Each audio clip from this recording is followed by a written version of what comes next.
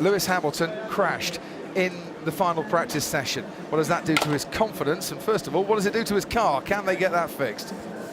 Robert Kubica has pulled over to the side with smoke pouring from the rear of his Williams. We saw engine failure yesterday for Sergio Perez. He's gone back to the old spec engine. They've red flagged the session. Flames coming from the back of that Williams. Is this another Mercedes power unit failure, I wonder?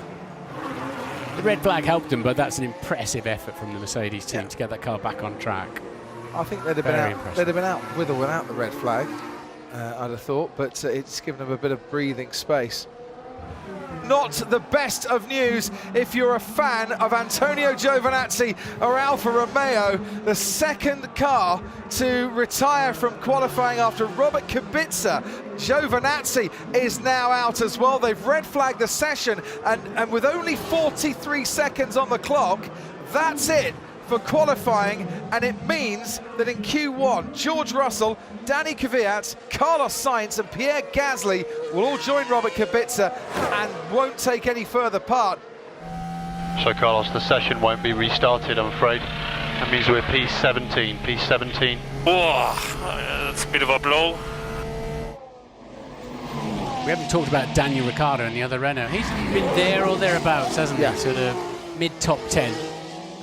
All the way through. I think he's in a nice position, Daniel, at the moment for tomorrow's race. And his teammate was 11th, goes 7th, just ahead of Daniel Ricciardo, who's out on the track at the moment. Kevin Magnussen, the driver, at risk, and even more at risk now as he stays 10th on the road. Sergio Perez next across the line, he stays only 9th. Ricciardo next across the line, goes 5th.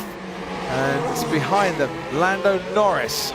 Out-qualified his teammate, 9-4 now so far this season. Can't get his car into Q3. Stays outside the top 10. Behind Lando Norris, Lance Stroll couldn't improve, but he's going to start at the back of the grid. Alex Albon, as we saw, didn't come out for another lap. Giovinazzi couldn't come out for another lap. This is affecting their outlap. Oh, he's had to lock up Hamilton there just to avoid his teammate Valtteri Bottas. They've now let the Ferraris past. They had to get out of the way there because Raikkonen was on a hot lap. It was Raikkonen that shot through the picture. On board with Valtteri Bottas, behind Nico Hülkenberg, and then once again he wants to get on with it, and Hülkenberg going very, very slowly. But Hülkenberg wants the slipstream up the top of the hill, and Bottas doesn't want to give it to him. It's kind of ridiculous. We've definitely lost a lot of front end.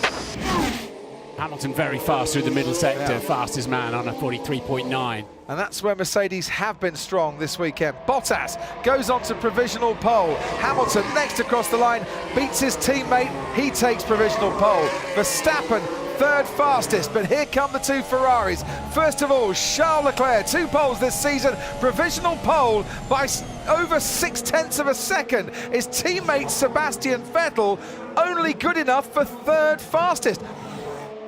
Charles Leclerc, the man on provisional pole, sets off for the final 4.3 miles of this qualifying session to see if he can extend his advantage and claim a third pole position in Formula One. He's so lightning fast that any slipstream Lewis Hamilton's trying to pick up from that Ferrari is disappearing fast, but he's still getting a bit of an effect by the time they get to the top of the hill. Leclerc a 10th up then, Hamilton a 30.5, Sebastian Vettel a 29.8. He's up on his teammate. It's a personal best for Hamilton, but still 6, 7 tenths shy. He'll pick it up some of that in the middle part of the lap, but Vettel then getting a lovely tow, a lovely slipstream to the top of the hill in 29.8 seconds. We'll see how that affects him in the middle sector because he's a bit closer to Lewis Hamilton than I think he might actually would have wanted. Charles Leclerc then plunging down to the lowest part of the track through the Fagnes chicane and onwards towards Stavelot and the curve at Paul Frere. The middle sector timing will come up now, and he's 2 tenths up. Charles Leclerc stretching his advantage, but Lewis Hamilton's pulled back 2 tenths on Leclerc, through that middle part of the lap, and Sebastian Vettel has lost time in comparison to both Hamilton and Leclerc. So it's pretty neck and neck between the two Ferraris. Yeah, Vettel though, that's not a great middle sector for Vettel, is it? 44.7, 4/10 shy of his teammate. That's going to hurt him. I did wonder if he was a bit too close to the Mercedes. Verstappen crosses the line, stays fifth fastest.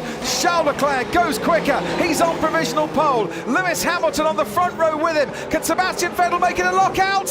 He can. It's a Ferrari front row lockout, as it was in Bahrain. They have confirmed their pace here at Spa on this Saturday afternoon, and no wonder Toto Wolff looks just a little bit perplexed. They absolutely blitzed it on pace. So, pole position, P1, yourself, really good job. Come on, baby, yes, yes! Congratulations, guys. Slow back. 1, 2, boom. Leclerc takes pole, beats Sebastian Vettel. It's Hamilton and Bottas on row 2. It's Verstappen and his former teammate Ricciardo on row 3, ahead of Hülkenberg, Raikkonen, Perez and Magnussen.